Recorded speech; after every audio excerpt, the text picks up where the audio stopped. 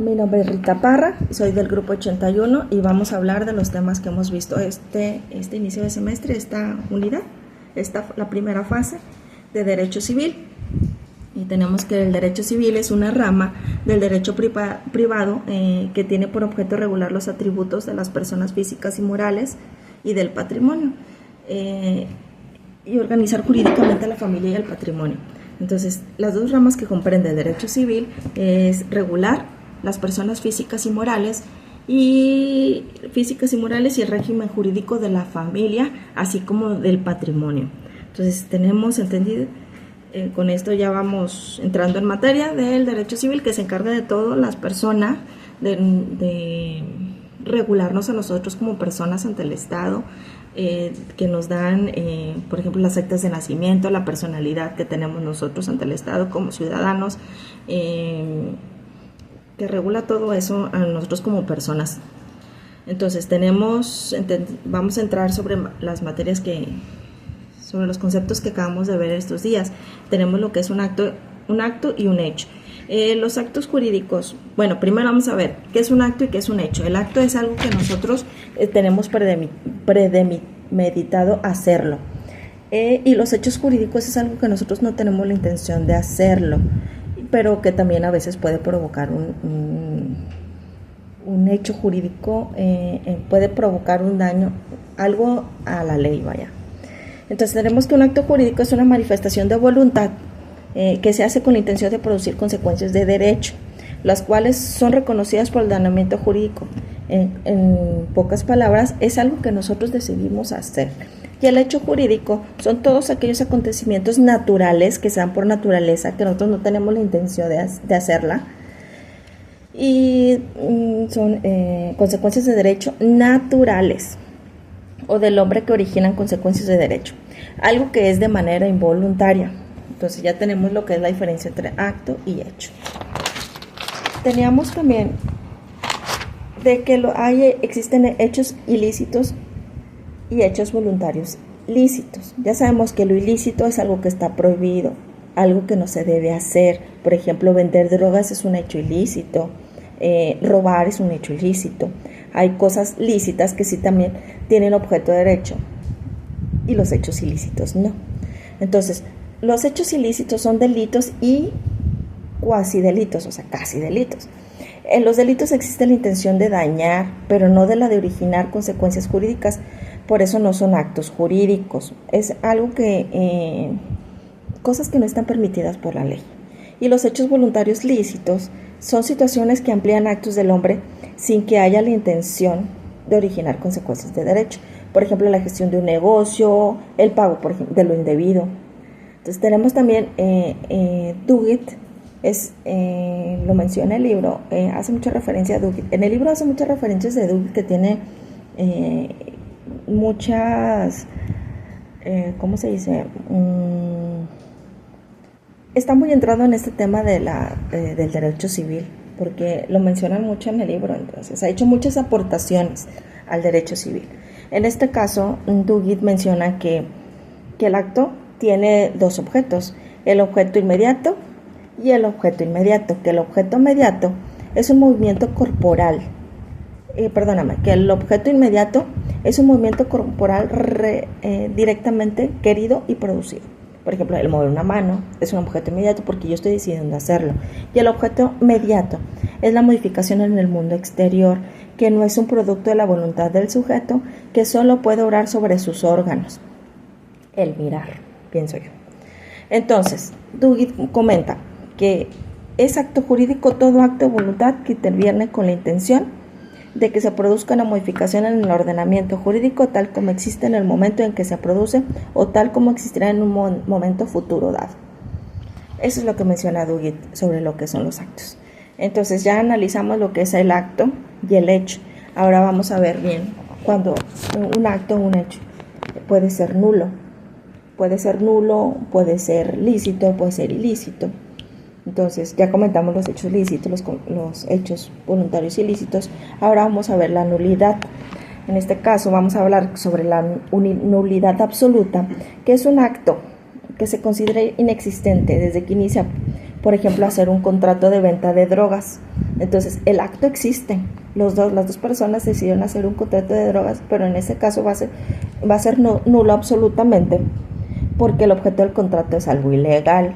Y la nulidad relativa, por ejemplo, es un acto con defecto que afecta a una persona hasta que la persona decide hacerlo válido o nulo. Por ejemplo, un menor de edad firma un contrato y ese contrato va a existir siempre y cuando el menor no lo sea anulado o su representante legal, sus papás. Si ellos deciden la anulación del contrato, están en todo su derecho de anular un contrato firmado por un menor de edad, porque el menor de edad puede tener la capacidad, las obligaciones, pero no tiene la edad, no tiene el goce de la capacidad para firmar un contrato. Entonces tenemos que los contratos también, los hechos y los actos lícitos, ilícitos, voluntarios, involuntarios, y en este caso hablamos de cómo puede ser un acto nulo, un acto nulo absoluto, nulo relativo. Entonces tenemos que pueden ser válidos. La validez es la existencia perfecta del acto por reunir estos elementos esenciales y no tener ningún vicio interno o externo. Para que sea válido, ambos tenemos que ser, para celebrar un contrato, ambos tenemos que estar de acuerdo para que sea válido, que el objeto del contrato sea algo lícito, la venta de una casa, de que seas el dueño, de que yo tenga la capacidad jurídica para poder celebrar el contrato. Entonces ya vimos lo que son elementos válidos. Y luego la nulidad, la existencia imperfecta de los actos jurídicos por padecer estos de algún vicio en su formación. Va a ser nulo cuando alguien no cumpla con los requisitos para celebrar el contrato, entonces puede ser nulo. Entonces ya tenemos el acto jurídico lícito, los hechos jurídicos lícitos, ilícitos, los actos. Entonces un acto jurídico ilícito es el autor del acto debe proponerse un objeto o fin contrarios a las leyes del orden público o a las buenas costumbres. Para que un acto jurídico tenga la validez, para los elementos de validez del acto jurídico son la capacidad, la forma y la ausencia de vicios. Entonces, estos son los elementos que dan validez a los actos jurídicos. Ahora bien, vamos a hablar, ahorita vamos a hablar sobre esos elementos. Ahora vamos a hablar sobre el hecho ilícito. Como ya habíamos comentado, actos ilícitos, actos lícitos y actos ilícitos, y ahora el hecho ilícito es el hecho jurídico. En el hecho jurídico la ilicitud se presenta cuando se procede con dolo o culpa. Es la intención de dañar, es la que caracteriza la ilicitud. Entonces ya vimos las diferencias entre actos jurídicos, hechos lícitos, hechos ilícitos, actos lícitos y actos ilícitos. Ya vimos lo que opina Douglas sobre actos y hechos. Ahora bien, vimos lo que es la nulidad, absoluta, la nulidad relativa, y dando énfasis en la nulidad relativa, que los elementos de validez que nulifican el acto jurídico, que es la incapacidad, la observancia de la forma cuando la ley requiere que la voluntad se manifieste de manera determinada. Ahora vamos a centrarnos en los elementos de validez del acto jurídico, en este caso la capacidad. La capacidad de goce es la aptitud para ser la titular de derechos y obligaciones. Comentamos que todos tenemos la capacidad, siempre y cuando, por ejemplo, si un juez no te declara competente mentalmente para celebrar algún acto jurídico. Los menores sí tienen capacidades y obligaciones, pero no tienen la capacidad de goce para celebrar contratos porque son menores de edad. Recordemos que si un menor de edad firma un contrato, toma una decisión que afecte derechos, entonces puede ser anulado, ya sea por sus papás o por sus representantes legales. Dice, la capacidad de goce es la falta de aptitud para ser titular de derechos o para contraer obligaciones. Impide que el sujeto celebre actos jurídicos. En este caso, en este caso es incapacidad de goce. Todos tenemos capacidad de goce siempre y cuando cumplamos los requisitos. En este caso, insisto, los menores tienen capacidad de goce. Incapacidad de goce es, por ejemplo, si estás declarado mentalmente que no puedes celebrar, celebrar un contrato, si tienes una enfermedad que te lo impide, entonces ahí ya sería incapacidad de goce. Y la capacidad de ejercicio es diferente, consiste en la aptitud que tiene un sujeto para hacer valer sus derechos o cumplir sus obligaciones para celebrar actos jurídicos o comparecer en juicios como actor. Creo que nos queda bastante claro lo que es la capacidad. También tenemos que hay incapacidad de ejercicio. Tenemos que la incapacidad de ejercicio es la falta de aptitud para hacer valer directamente los derechos o las obligaciones. Comentamos. Los menores de edad tienen incapacidad de ejercicio. Bueno, entonces no es capacidad de goce. Me equivoqué ahorita. Es incapacidad de ejercicio. Le digo, o sea, ellos tienen capacidades y todo, pero no pueden, ellos tienen la incapacidad de ejercicio, o sea, no pueden celebrarlo. Es la falta de aptitud para hacer valer directamente los derechos o obligaciones. Los menores de edad tienen incapacidad de ejercicio. Ahora bien, el siguiente elemento es la forma. ¿La forma qué es la forma? La forma son actos consensuales, formales y solemnes, y es la segunda causa que origina la nulidad relativa en los actos jurídicos. Tenemos lo que son los actos consensuales, aquellos para cuya validez no se requiere ninguna formalidad. Toda manifestación de voluntad es válida, puede ser verbal, escrita o por señas. Actos consensuales quiere decir que yo voy a celebrar un acto, voy a celebrar algo que yo decido hacer con otra persona, pero que los dos tenemos el consentimiento. El consentimiento es celebrarlo, ya sea lícito o ilícito, pero los dos tenemos tenemos la capacidad de goce, la capacidad de ejercicio de poder celebrarlo porque los dos estamos de acuerdo. Los actos formales. En estos es necesario que la voluntad se exprese por escrito para hacer algo de manera formal. Por ejemplo, si yo quiero comprar una casa, para hacerlo de manera formal, yo tengo que firmar las escrituras públicas ante el notario público porque ya le estoy dando formalidad a nuestra compra-venta. Y existen también lo que son actos solemnes, que son los actos en los que debe observarse una formalidad especial y por escrito, otorgándose ante funcionarios determinados bajo la sanción de inexistencia, si no se cumple. Por ejemplo, el matrimonio es un acto solemne. Es un acto solemne y formal, porque ambos decidimos casarnos, pero para que sea solemne y formal tenemos que acudir ante el registro civil para registrar nuestra acta de matrimonio.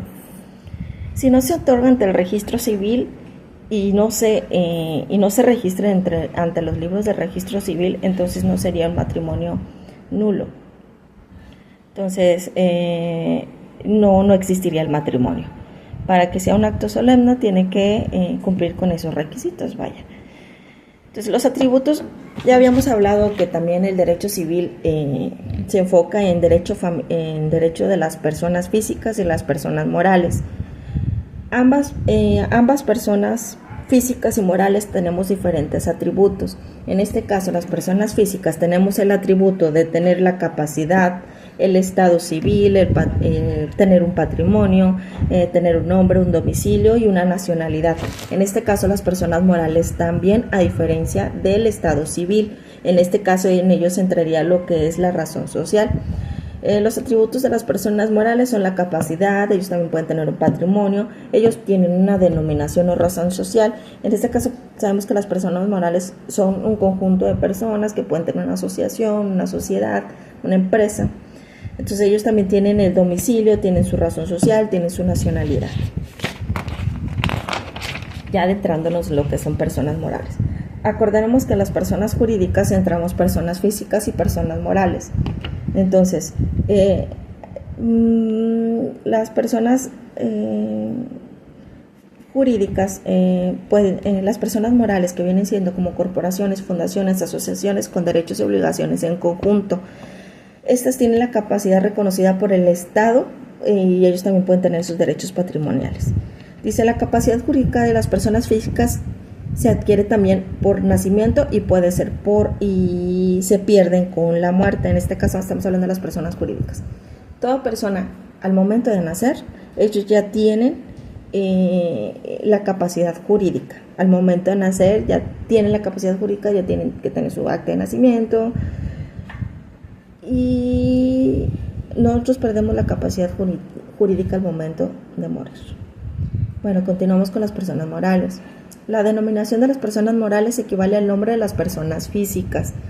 En las sociedades puede haber simple denominación o razón social. Esto se menciona en el artículo 2693 del Código Civil y requiere que el contrato de sociedad contenga la razón social, y en el artículo 2699 se estatuye estos requisitos. Después de la razón social se agregarán estas palabras de sociedad civil. Dice: el domicilio de las personas morales se determina en el artículo 33 del Código Civil, y las personas morales tienen su domicilio en el lugar donde se halle establecida su administración.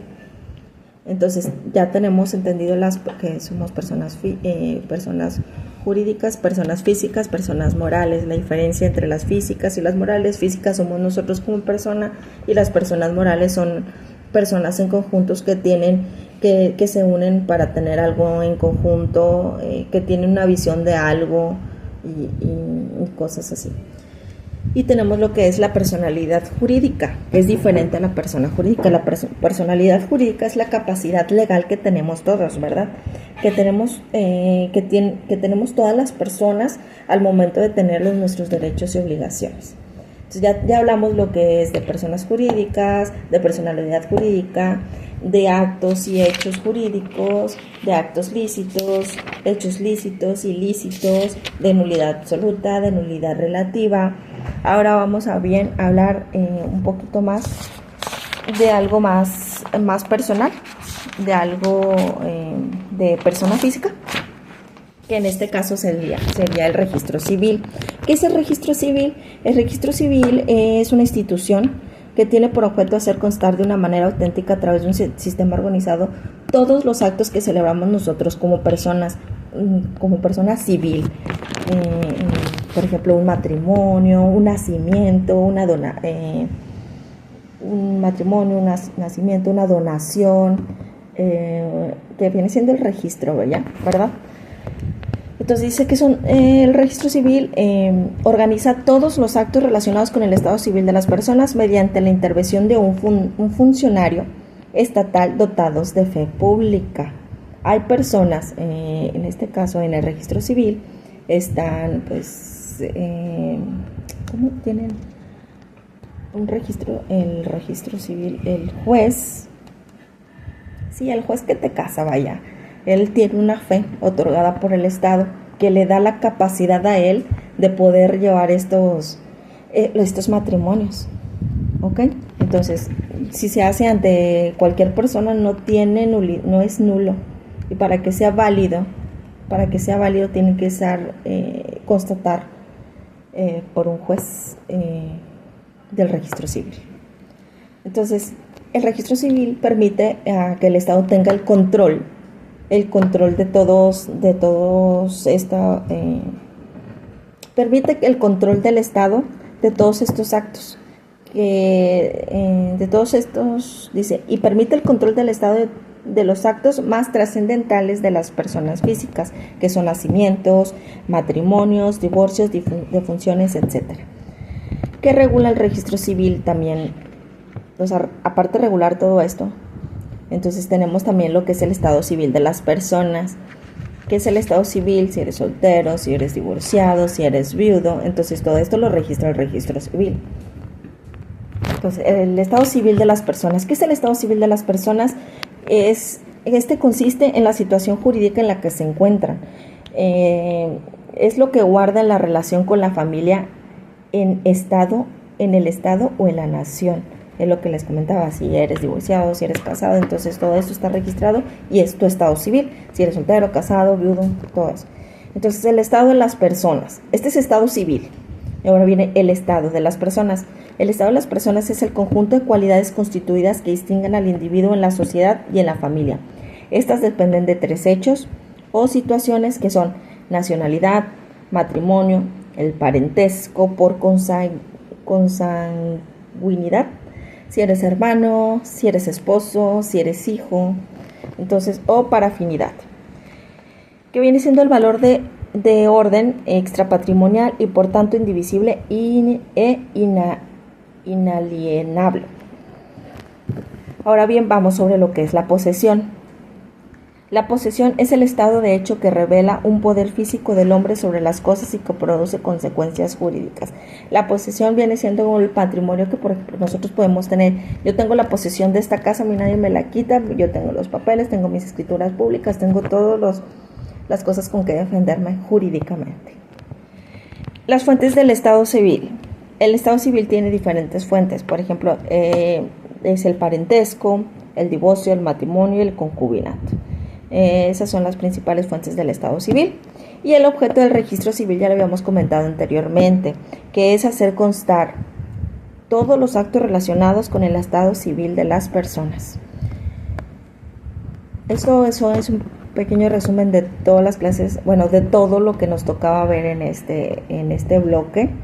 Yo traté de hacerlo lo más chiquito, pero es un poco difícil explicarlo con mis propias palabras porque se me hace más complicado si yo lo explico con mis palabras porque siento que no me van a entender, pero yo sí entiendo perfectamente lo que estoy diciendo, y más porque el momento de que estuvimos haciendo el resumen y preparándonos para el examen, te avientas todo el libro, te avientas gran parte del libro, estás leyendo, sacando resumen, entonces siento que sí me sirvió bastante hacer el tipo de resumen porque lo que aprendimos en las clases, las poquitas clases que llevamos, o sea, es muy interesante, está súper bien explicado y está súper bien. Espero que me entienda lo que estoy tratando de decir.